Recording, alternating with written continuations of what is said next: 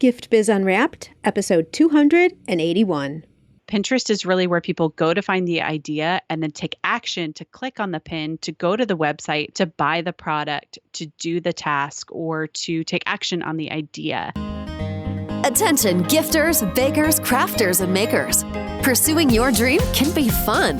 Whether you have an established business or are looking to start one now, you are in the right place. This is Gift Biz Unwrapped, helping you turn your skill into a flourishing business. Join us for an episode packed full of invaluable guidance, resources, and the support you need to grow your gift biz. Here is your host, Gift Biz gal, Sue Monheit. Hi there, Sue here, and welcome to another episode, and this is a goodie. We're talking everything Pinterest. We've never talked about Pinterest on the show before.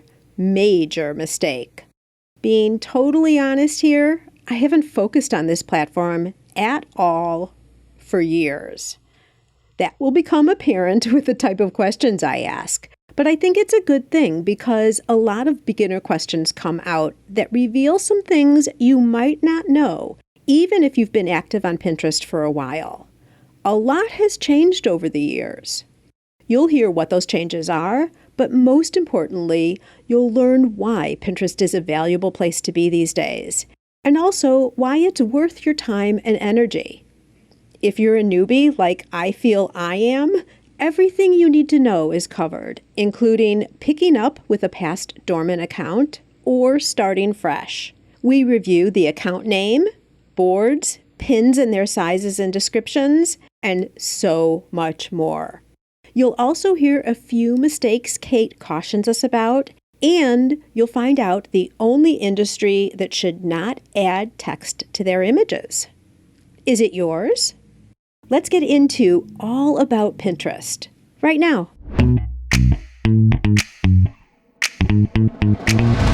Today, it is my pleasure to introduce you to Kate Ahl. Kate is the owner of Simple Pin Media, a Pinterest management and marketing agency that helps clients find and convert their customer on Pinterest.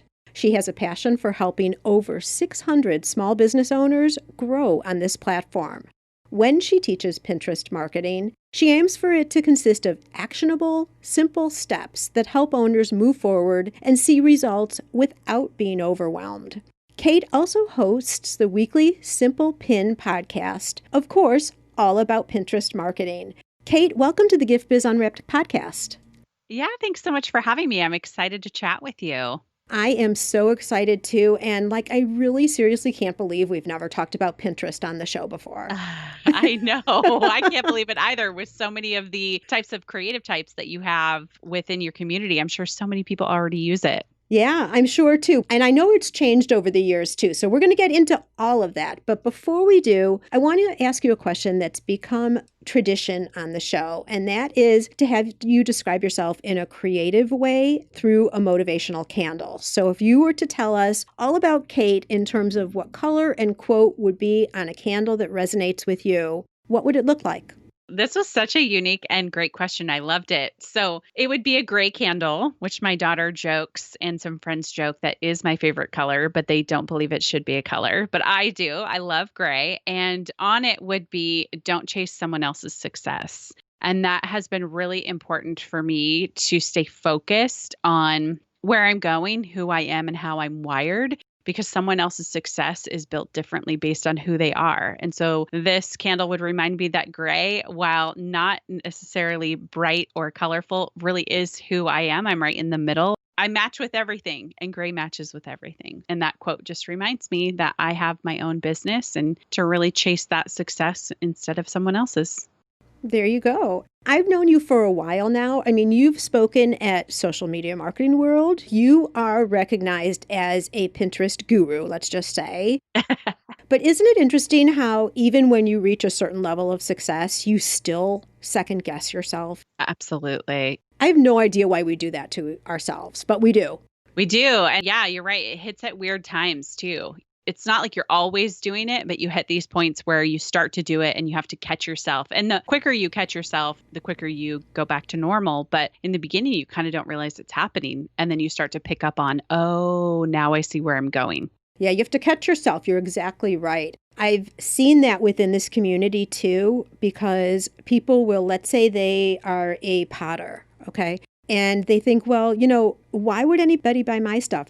There are a lot of people out there making pottery. So there's that, why should I even start? Because it's going to be similar to what other people are already doing, when really we get through that conversation and all, but it hits all of us, I guess, is the whole point. It does, for sure. Love your quote. It's perfect. Thank you.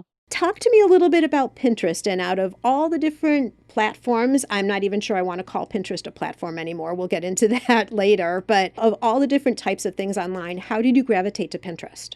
I think I gravitated there mostly because I realized the power it had to drive traffic. And at the time, Facebook was driving traffic, but they had changed their business page algorithm for the very first time. That was back in 2013. And I think it really shook up the industry to look for a place that had the ecosystem that was always driving traffic to somebody's website or to their product page or whatever it was. And I also like that Pinterest didn't have the noise that the other social media platforms did. And as a result, to your point, I think of Pinterest as a search and discovery platform or engine, very similar to Google or YouTube. It's where people go to find answers, to dream into things, and to really create the life that they want without the input of other people. You really get to be in your own world. A lot of people joke that it's the introvert's platform. And I think there's a lot of truth to that, because when you go to Facebook, you're just trying to drown out the noise. And even when you go to Instagram, it's driven by likes and engagement. And Pinterest is really where people go to find the idea and then take action to click on the pin, to go to the website, to buy the product, to do the task, or to take action on the idea.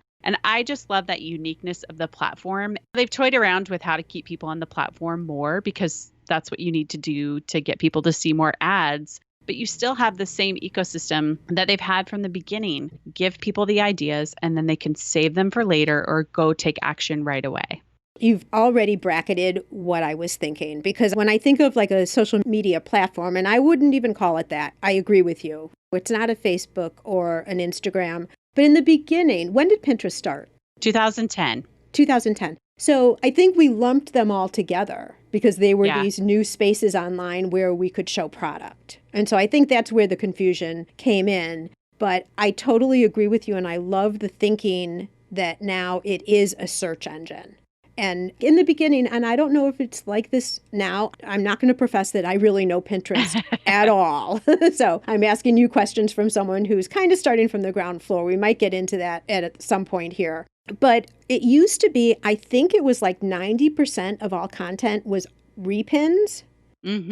Yeah, that's still the case. Pinterest is really trying to change that to where they tell the creator, which is the business owner, we want more of your fresh content. So give us all the stuff you have. We'll take it. Because what does happen is when a pinner starts to use Pinterest, they kind of go down like the black hole and they just keep saving things. And that's when they mean 90% are repins, because they're resaving things to their boards because others have shared great ideas. So the business owner, it's really up to us to put our new products or our new content out there so that that can get circulating as a new idea for the pinners to save for later.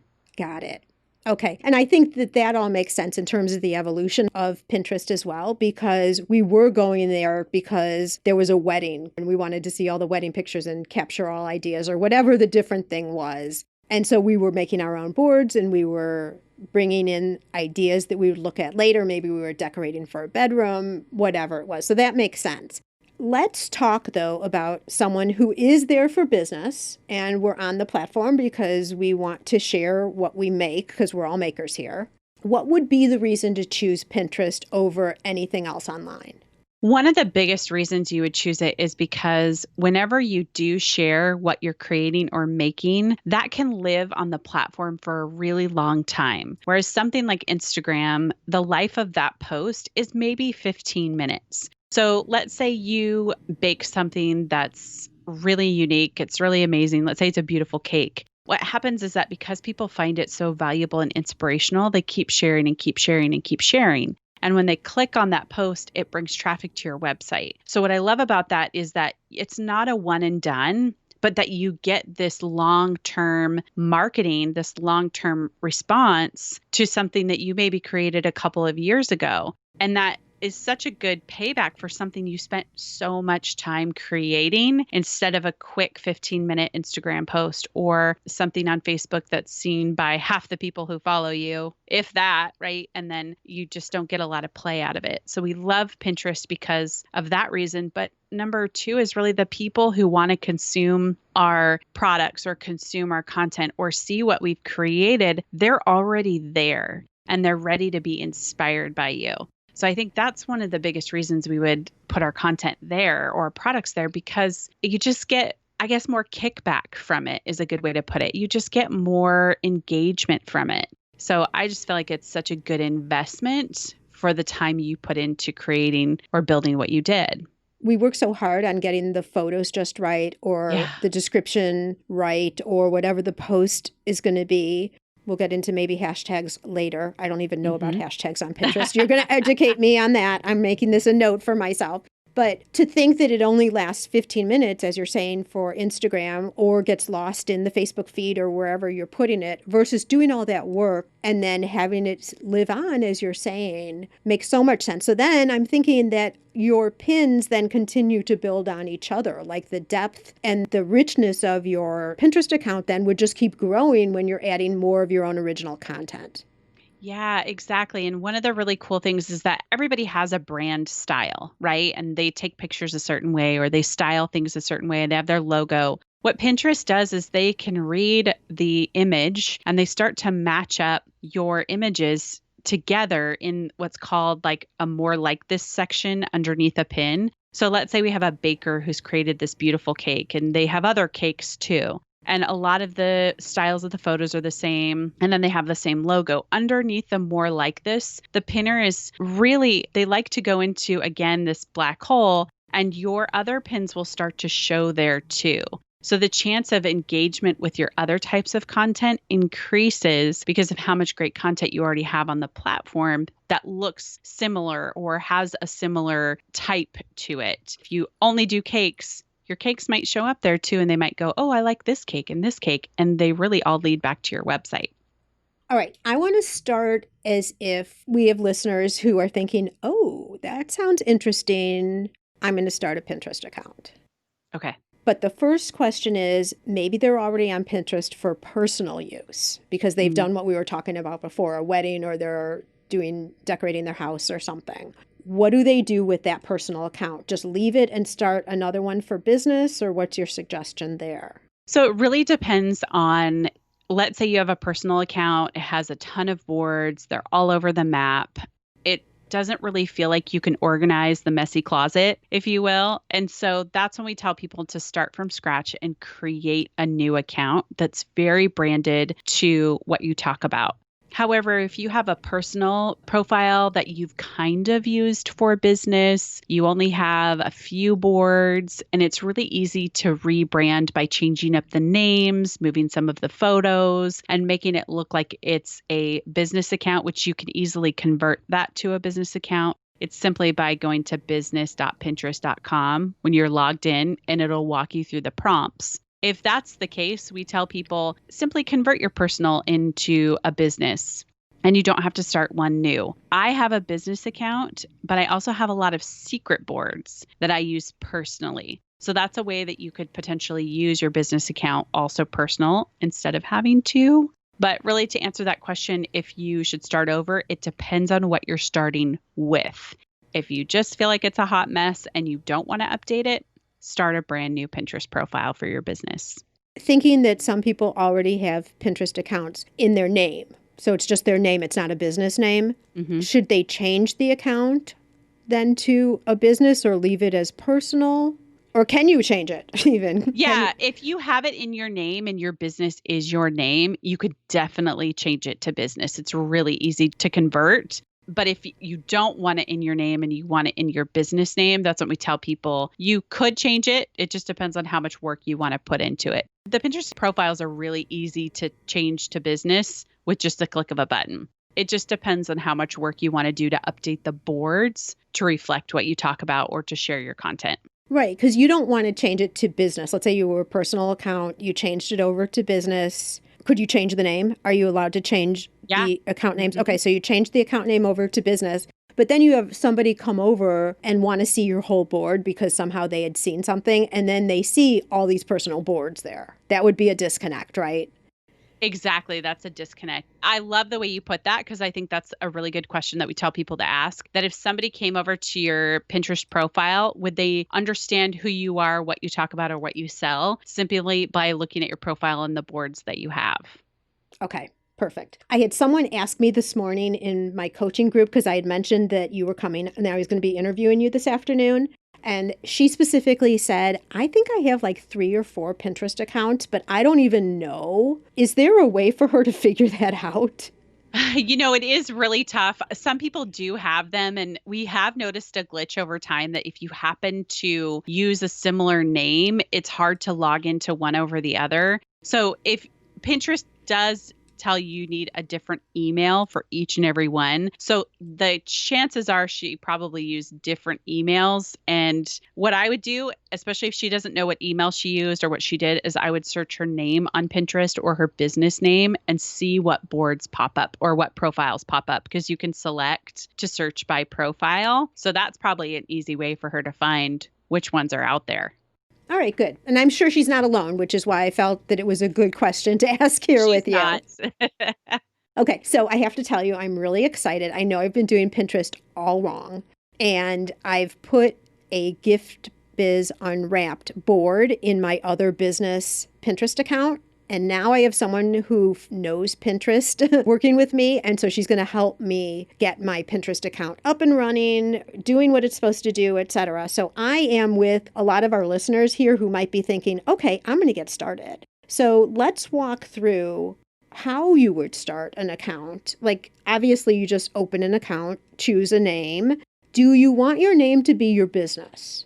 That's a great question. I would say it's how people know you. So for me, I do not have it as Kate All. I have it as Simple Pin Media because I want the business to be separate than my personal name. However, there's some people who they are known by their name. So I would go with what you are best known by and go with that because that's what people will search.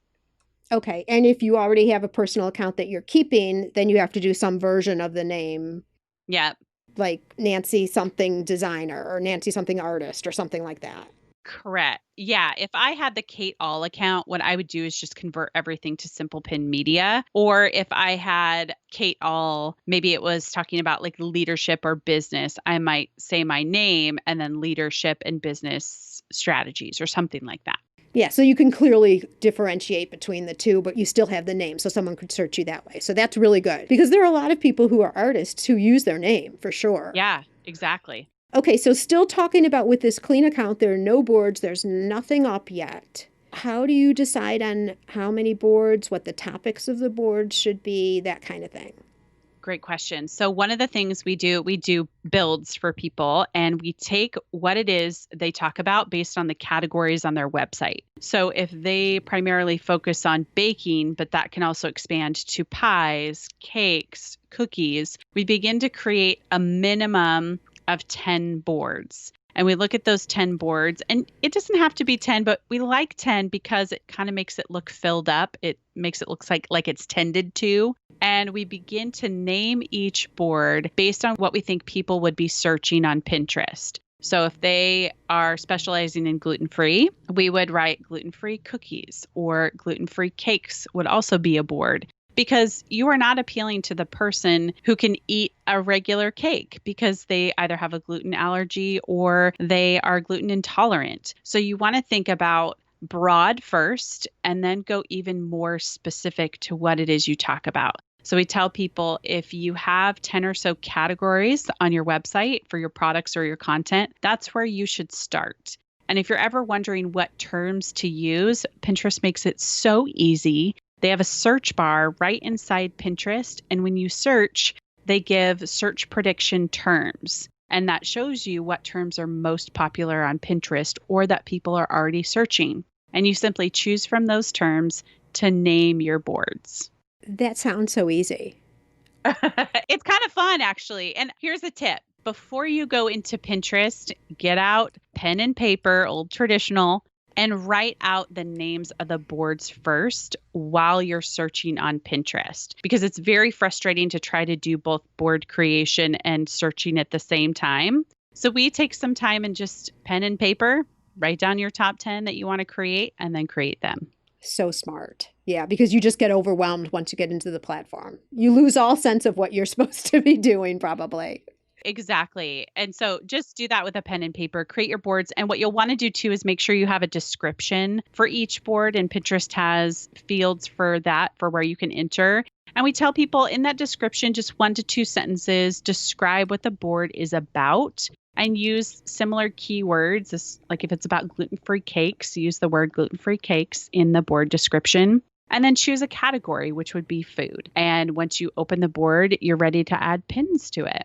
Okay, so just a final question about the board. So when someone is entering in a search word in Pinterest overall, what is going to come back to them are boards that are associated with the term either because they've been named that word or the word is in the description. It's more the name of the board we find holds the most keyword weight. The name of the board is the first. Yes, correct. Oh, that's good information. It's kind of like the SEO in Google, right? Because we're saying Pinterest is a search platform. Yep, 100%. Okay, so we've talked about the fact that board topics for everyone who's listening here would be very product specific. What about benefit specific or experience or something like that? Would it make sense to add in those type of boards? Only if you create a content or a product that goes along with that. Some people used to do experience or lifestyle because they thought, well, if I'm really targeting a mom who is cooking at home, maybe I'll talk about kitchen remodels. But that's not really the way we do it anymore, because if they go to kitchen remodels and they go to that board of yours, you don't talk about kitchen remodels and they really won't see a good way to re-engage with your content like they used to. So that's why we say don't get too far out. You want to be pretty specific to where you can put your content or a piece of product in a board. You have to be able to talk about it. It would be like me talking about fashion, thinking, well, maybe I'll get somebody looking at my boards and then they'll want to know about Pinterest. That's just not how it works. The searcher is very intent on what they want. Okay, 2 questions following through the same thinking here. If I'm a soap maker and I talk often about the value of the healthy ingredients that I put in my soaps, would that make sense then to be a board? Yeah, it could be, especially because if you talk about it as a blog post. So if it was something like natural soaps, or I'm not coming up with good names right now, but something along the lines of organic soap or how the best ingredients for organic, or you could say organic soap ingredients, something along those lines for sure, especially if you could put your content in there. Okay. And then what about if you, during normal times, are out at craft shows? Would you put a board that is just showing craft shows that might be pictures of you at a craft show and things like that, or no? No, because the pinner really isn't interested in the experience. They're interested in result and how it serves them. So the craft show doesn't really serve them. It shows your credibility, which I would put on your website, but I wouldn't necessarily pin it. Okay, that's great information, because our minds would naturally go there because you're still thinking about social media posts, kind of. Exactly. That's something perfect for Instagram, but not for Pinterest. Excellent direction. Okay, so now let's get to the pins. So we've got your brand new profile. We've made 10 boards that are product specific or experience enough that isn't far from really what our product is. So we've got those 10. Now, what do we put in these boards? I'm keeping you in suspense for just a second so we can take a quick break to hear from our sponsor.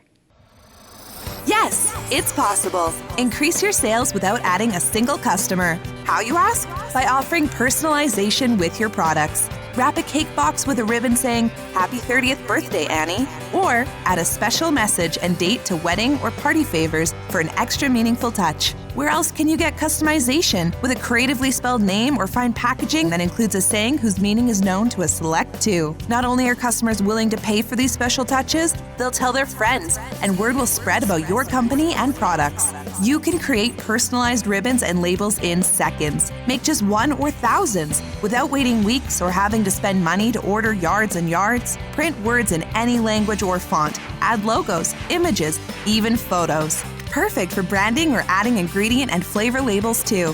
For more information, go to theribbonprintcompany.com.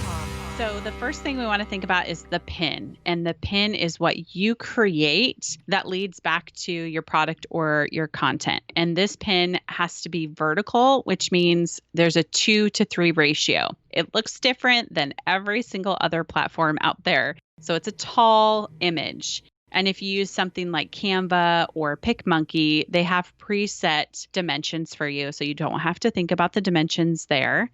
And what you're doing is this is what we refer to as the billboard advertising of Pinterest.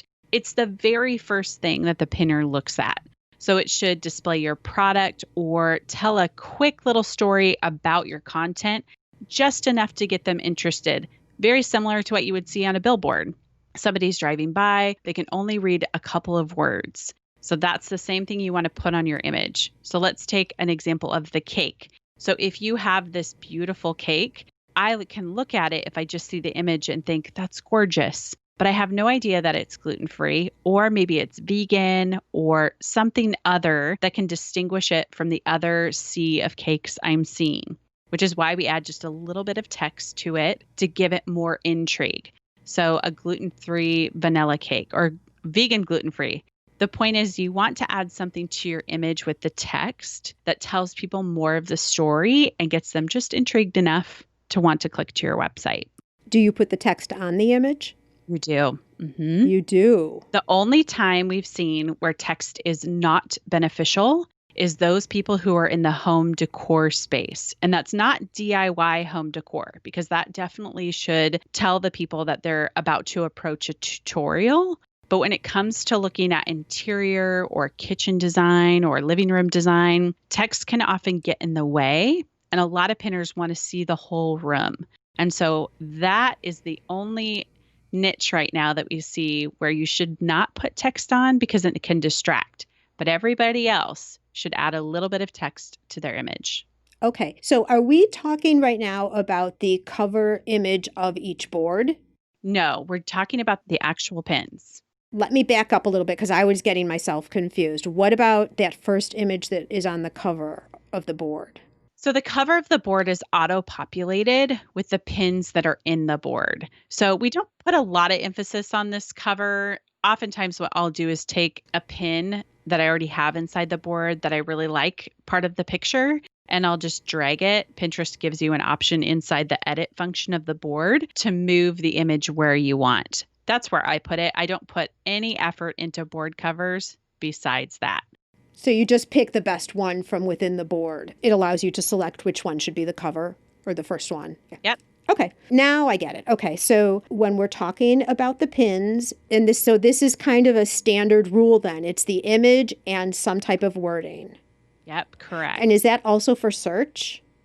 Yeah, that is also for search because Pinterest has a very powerful visual recognition tool that's called Lens. It also has a visual search. So let's say one of the biggest frustrations for a pinner is that they click on a pin and it goes nowhere, but they really want to purchase maybe that pair of boots or these earrings and they just can't find them.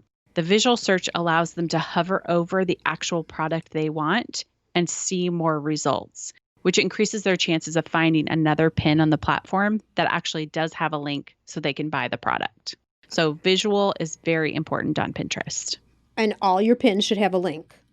All your pins, absolutely. So there's two ways you can add pins to the platform.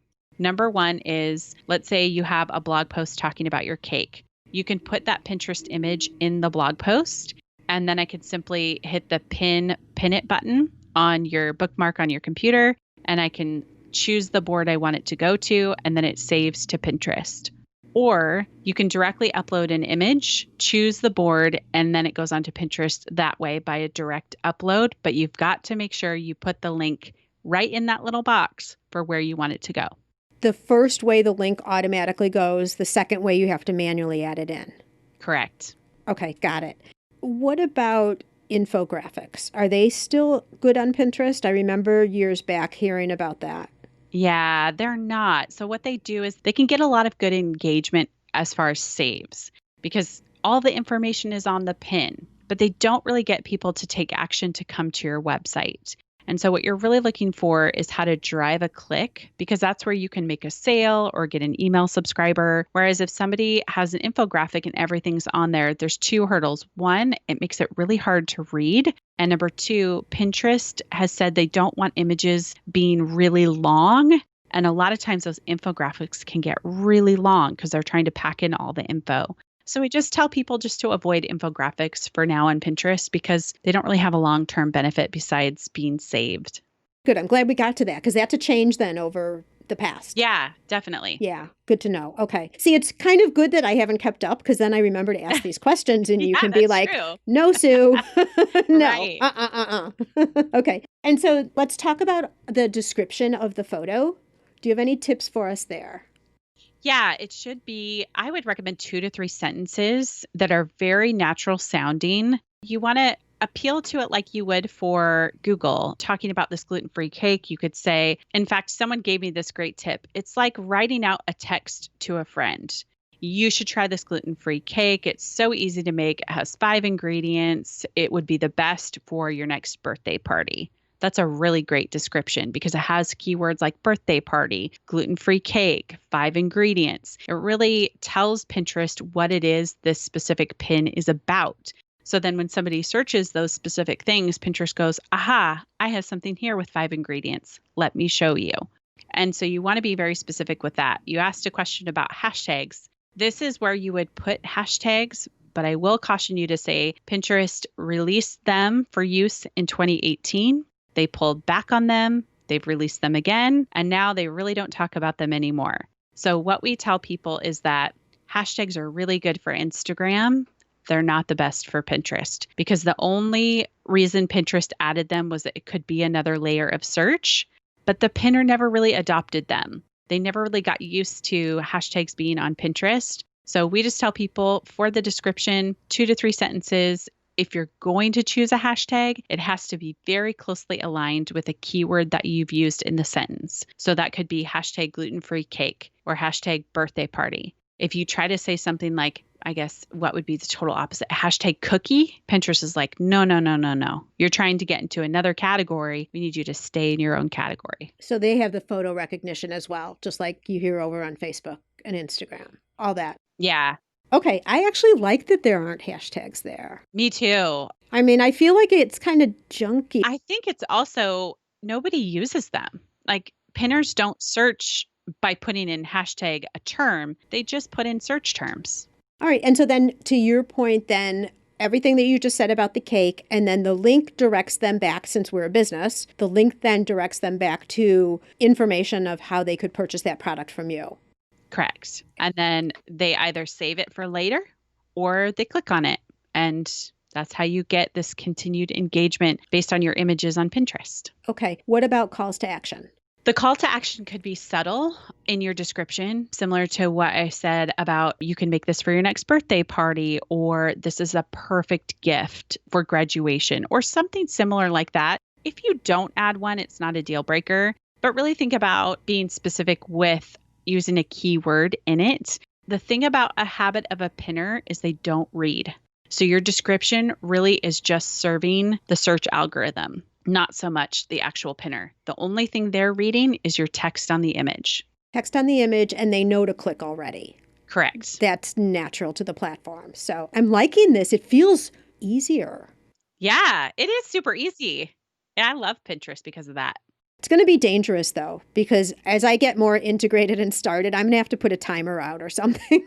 Yes, absolutely. So what do you say if you have a business account? Do you go out and pin other people's content to your boards? I don't very often unless I'm very new to Pinterest. So when I was just getting my Pinterest boards really built up, I would pin other people's content and thinking of my boards very similar to like a library and a resource library or inspiration. But I was very clear not to make it competing. So if I was selling a candle and someone else was selling a candle, I'm not pinning their candle. But if they were maybe talking about ways to relax, I might pin that. You just need to be very clear about why you're pinning somebody else's content. And it's not to trick the algorithm into anything. It's really just you want to be helpful or you want to build up your boards with some content. Do you ever use your boards for like a resource? I mean, my other account for my other business, and I started this 7 years ago and I haven't even really looked at it very much since. But I was thinking I was going to use the boards as a resource for clients so that I could say, oh, if you want other ideas of how to use these products, go to Pinterest on this board and take a look at all these ideas that I've brought together on the board. Yeah, this is actually a really great tool for people who are service-based. So if they are a photographer or a wedding coordinator or a branding expert or anybody that needs to coordinate with a client to get the right vision, even somebody who's a decorator, Pinterest boards are the way to go because you get into your client's head. So you can use that as a resource there. Or you could pool together all of your posts into one place and you can link to that at any time in an email or maybe on Facebook or Instagram to say, if you want all my content on Pinterest, here you go. It's right here in this great Pinterest board about X topic. All right, super self-serving. What do I do about the podcast?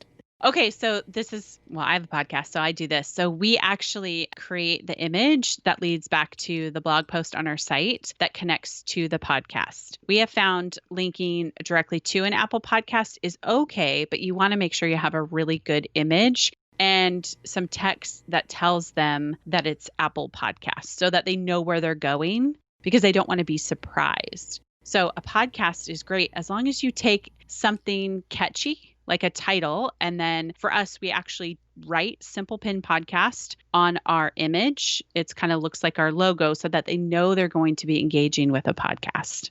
And then all of those sit in one board? Yep.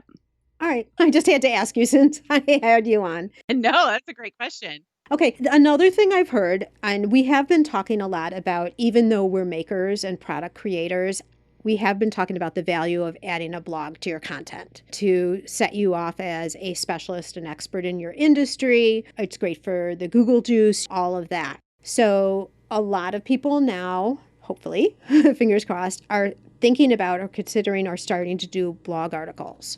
So pins can go back to that article. We've talked about that a little bit. I've also heard that you can send multiple images back to the same article.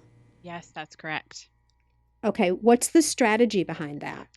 That's a way to stretch your content. So we call it content stretching. So if you have one blog post, but you could create 5 to 10 different images that either they need to look not super different, but they need to look unique. Either they have the placement of the text in a different area or a different angle. You can create those all in Canva or PicMonkey, and you can upload them to Pinterest. We suggest at least probably like a week apart or so that you're not uploading them all at once and linking them to the blog post. But that is a great way to try to engage with a different type of consumer based on the view of the product or the topic or the catchy slogan that you put on the pin. Okay, yeah. So creating one piece of content and then using it multiple ways in multiple places by the photo. Yeah, correct. Also love that.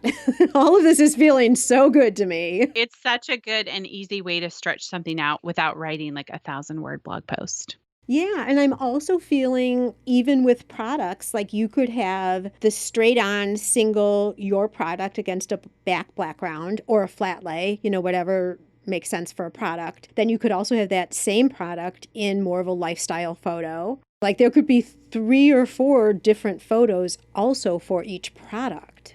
Yep, correct. And would you change then the wording of do you even call it a post? What do you call it? A wording of the pin?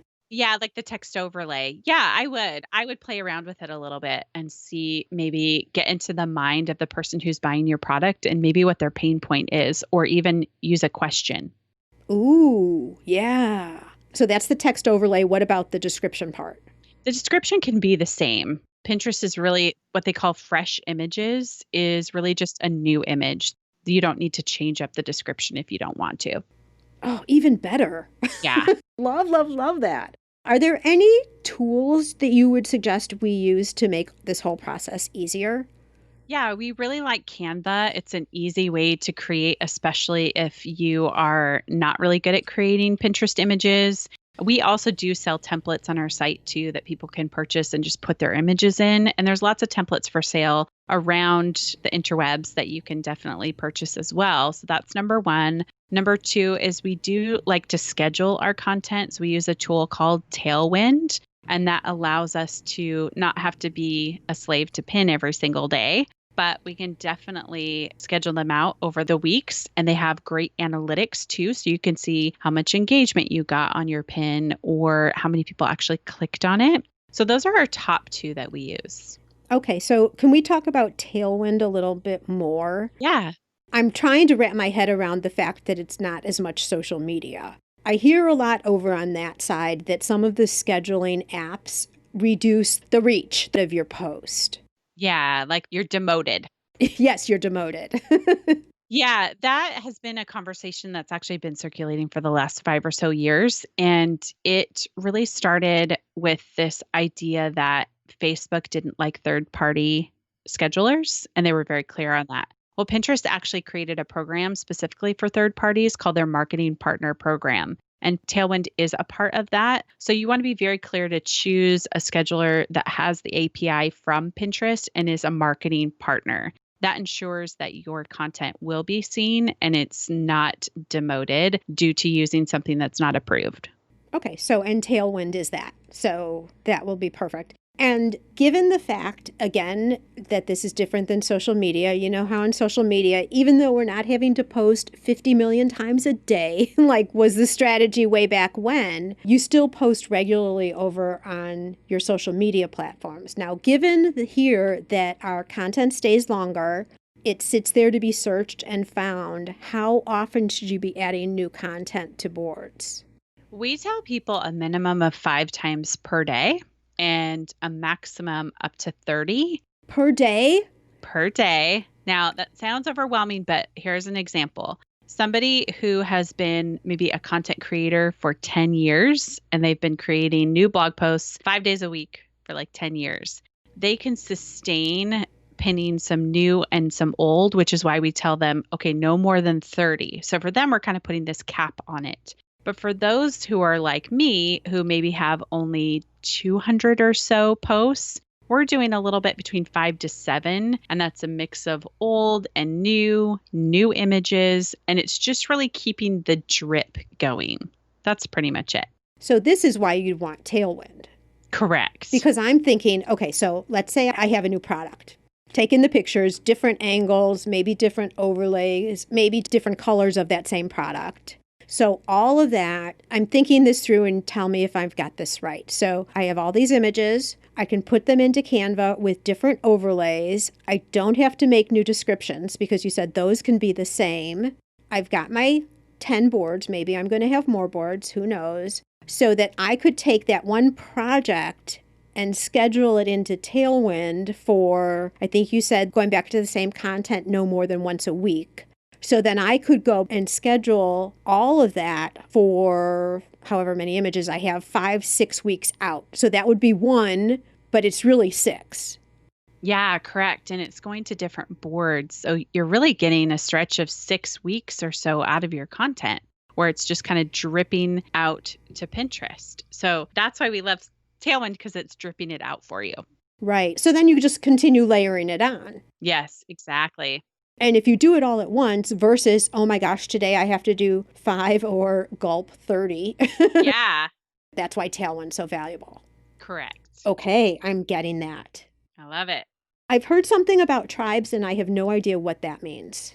So I would say for beginners, don't worry about tribes. But for those who maybe are advanced, tribes is a benefit of groups that know each other well. It's a reciprocity piece. So I share yours, you share mine. We're going to try to get a boost from each other's content. It really only works well if you have a small group of people who are already committed to that because they support one another and their niches closely match. So if I was in a group with other Pinterest marketers and we wanted to support each other, we would each put in a few pins into the tribes and then we could easily schedule them out to Pinterest onto our boards, therefore supporting my colleague and my colleague supporting me. But if you do not have that community, we don't suggest it right off the bat just because sometimes people don't share your stuff, or maybe you don't want to share other people's stuff. So only enter in if you're really ready to share. Okay. And you would want to share things that your audience would also like, right? Correct. Yeah. A lot of times people will enter into those and they'll be in a group of cake decorators, but they only talk about cookies. So it's not really a good fit because they only are their cake decorator and they don't really talk about cookies. So yeah, be pretty clear about what you talk about. That makes sense. All right. We know a little bit about what it is. And as we get more educated on this, we can dive deeper into that. Would you have a few mistakes, cautionary tales that you can just warn us about as we finish up here? Yeah, I would say one of the things is your images. Like we see a lot of people who either they're not really good at it or they don't like it and they're just kind of slapping some up there. We just would encourage you to really get smart and very strategic with your marketing and your images because that is your front door on Pinterest. And so we see a lot of people putting content creation or product creation before that. And they're by the time they get to the Pinterest image, they're like, whatever, fine, just put it up. But you're really missing an opportunity there to really engage with the pinner and get them to click on your content. So make that probably the very first important thing in your Pinterest marketing. The other mistake we see people making is the not linking. So they get really quick and busy and they'll just upload pins to Pinterest. And then all of a sudden, nothing is linked. And it's like, well, that's a missed opportunity too. Right. Because it's not like people will just go back to your account necessarily and find a website there or something. They're just going to move on. Right, exactly. And I imagine, and we talked about this briefly earlier, that you want your entire account to be cohesive so that you can get into those pictures like that happening, right? Yep, correct. So you want to make sure that everything is in alignment, your logos look similar where your customer would see you other places.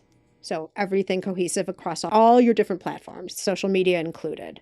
Yes. Wonderful.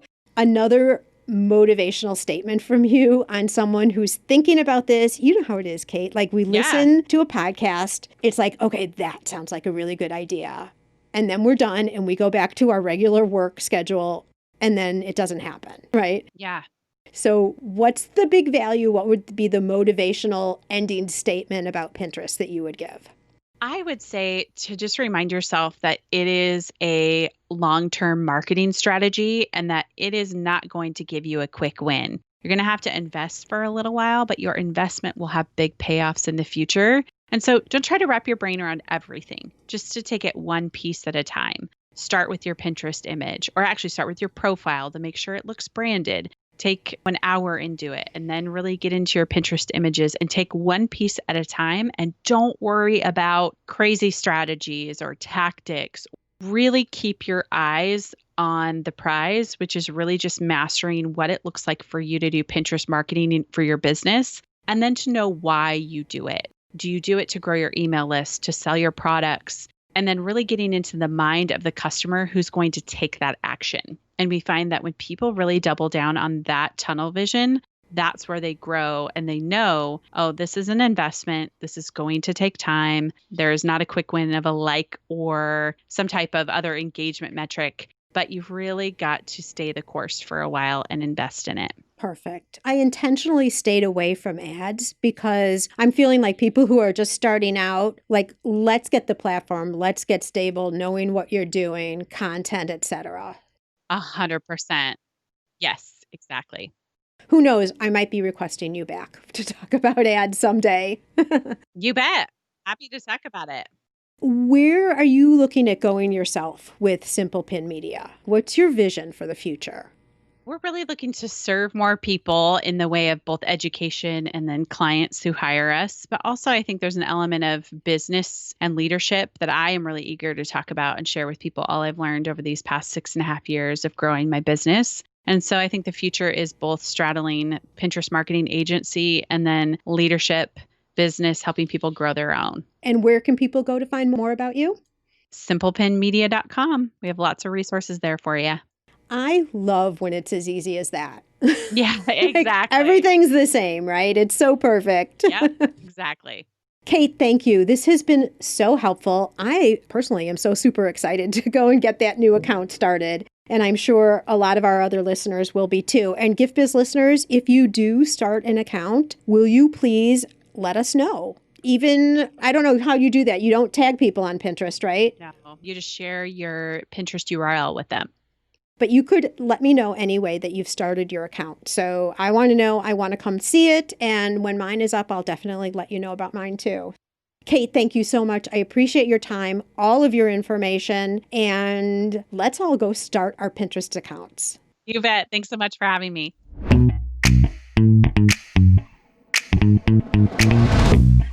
Could you hear how I was getting more and more excited about Pinterest as our talk went on? We're starting a new account for GiftBiz Unwrapped, and I can't wait to share it with you. And I was serious. If you start or reactivate a Pinterest account, I want to know about it. A great place to do that is over in my private Facebook group, GiftBiz Breeze. This is also where I do weekly Q&A sessions every Tuesday and Thursday at 11:30 Central Standard Time. I'm answering your questions on starting and growing your business around your handmade products. You'll hear more about this group in the closing of the show. But now it's time for me to pique your interest about next week. Seriously, off the rails. I intended to talk about one thing in this show, and it ended up being a conversation covering so many good business topics. I just kept it going the way it was. Grab some coffee, pull up a chair, and hang out with us as we have some honest woman talk about business. It's a good one. That's a wrap for this week. Thank you as always for being here. If you'd like to show support for the podcast, please go leave a rating and review. That means so much and helps to get the show seen by more makers. It's a great way to pay it forward. And now, be safe and well, and I'll see you again next week on the GiftBiz Unwrapped podcast.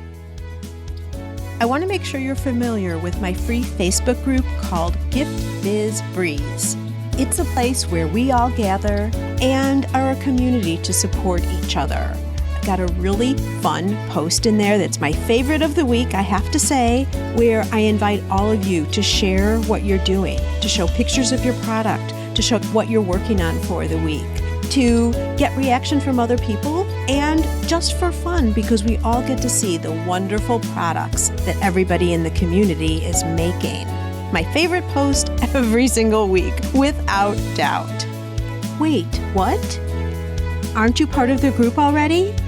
If not, make sure to jump over to Facebook and search for the group Gift Biz Breeze. Don't delay. Come join us in Gift Biz Breeze today.